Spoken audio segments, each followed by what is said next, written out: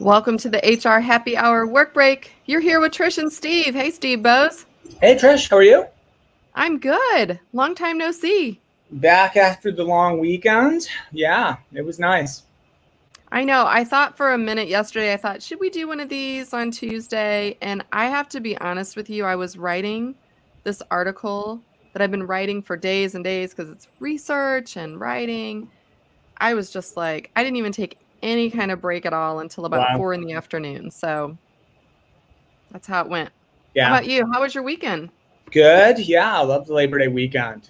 Got to get out there, do some grilling. It's kind of sad because it's kind of the end of the summer, but it is a fun weekend. And lots of things going on. But yeah, and super busy right now. This is when we in a normal year, right? Like things really start ramping up. You start getting back on the road. And I know we'll be getting back on the road some, not as much maybe as in a normal year, but hopefully things will continue to get better and we'll be able to, get out a little bit more. Yeah, I'm excited. I actually have my first event coming up. It's the iSolved event down in Miami. And Okay. that's, I think, the 19th through the 22nd, if I'm not misspeaking. I believe that's right.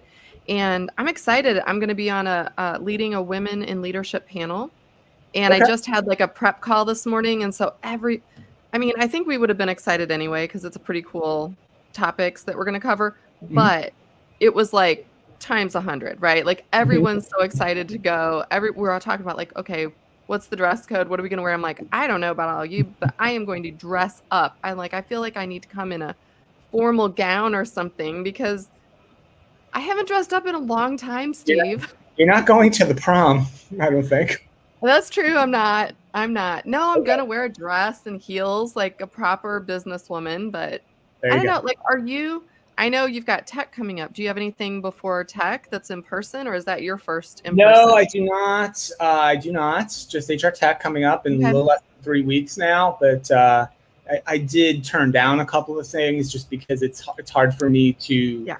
do too much in the last month before tech. That's not tech related, and we've got other things going on as well. Like I did a webinar yesterday with our friends at Paycom, which was Oh, that's super right. fun. I've got another one tomorrow, which I probably was bad scheduling on my part, and then another one in another week with Unum, the insurance company Unum. Oh, that's right.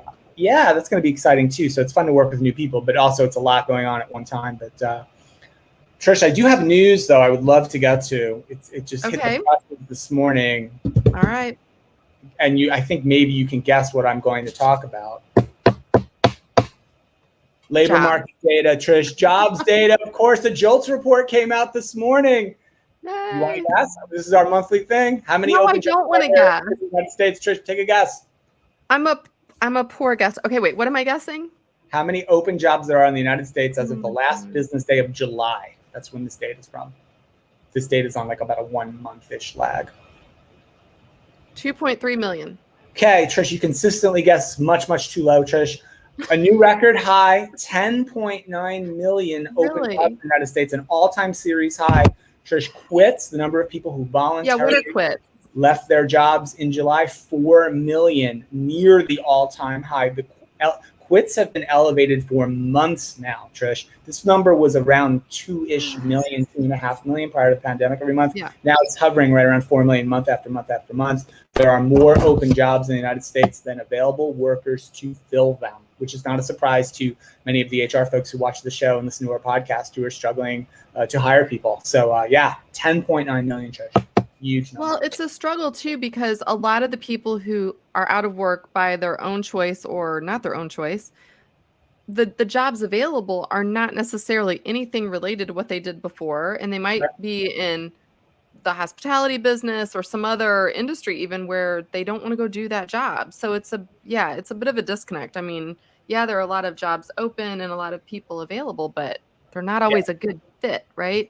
So, I don't know. It's going to be an interesting quarter. The federal extended unemployment benefits really finally just expired across the country in these last few days. So Yes. that's anywhere between 7 and maybe 8 million folks who were receiving those benefits who are no longer receiving them.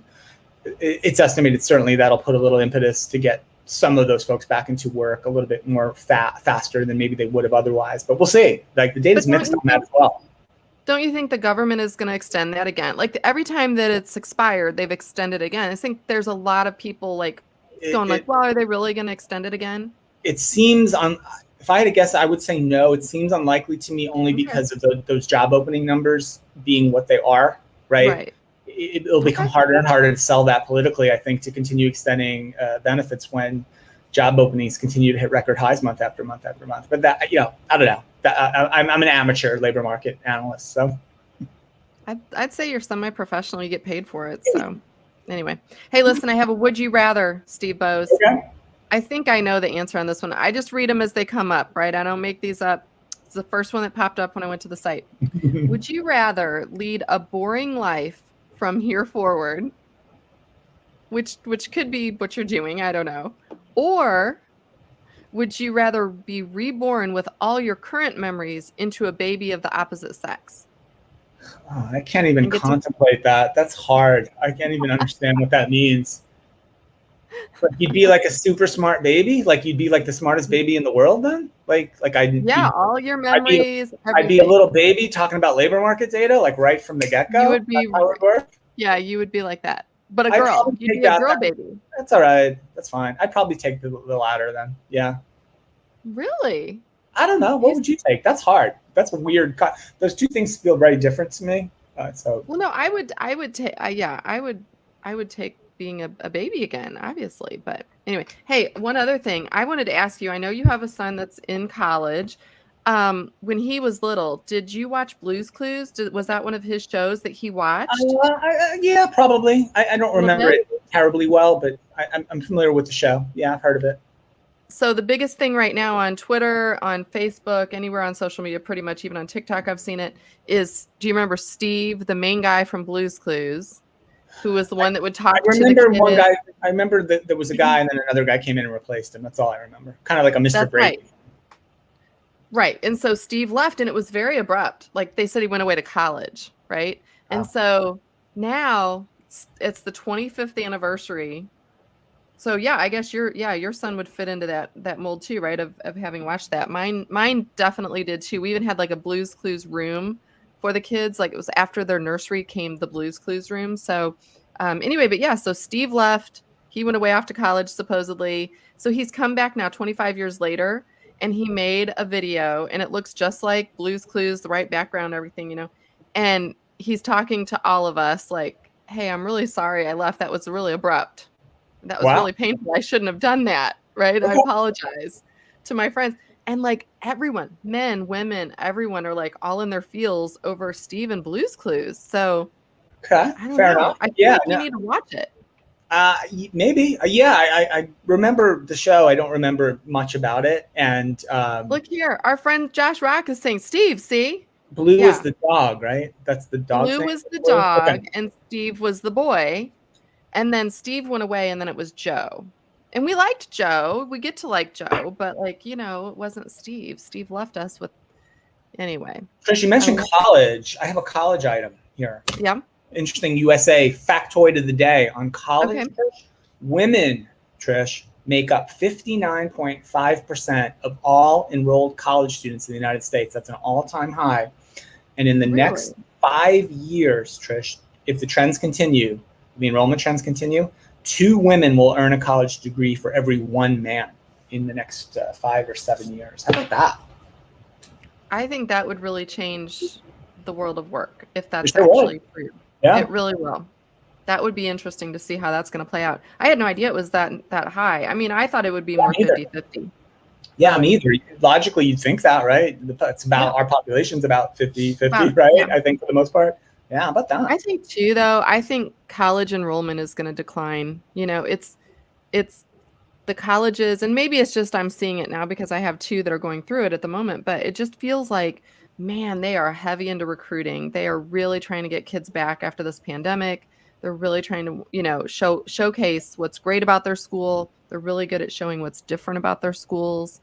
So, I mean, yeah, I think if they don't start making extraordinary efforts, seems like they would be really going after male students then. Like, it can't be a good thing. You don't want, I mean, part of Where going to in Illinois? college, right, is hearing diverse opinions It's and funny because I worked for a time at a college as a technical university by Mhm. nature, largely technical majors, et cetera, and it was predominantly male student body, certainly undergraduate, and they made lots and lots of efforts over the course of the time I was there. Perhaps they're still doing it to try to improve the gender balance of the undergraduate student body, namely try to get more women enrolled in that college. Right. So that particular college had really kind of skewed the other way, but.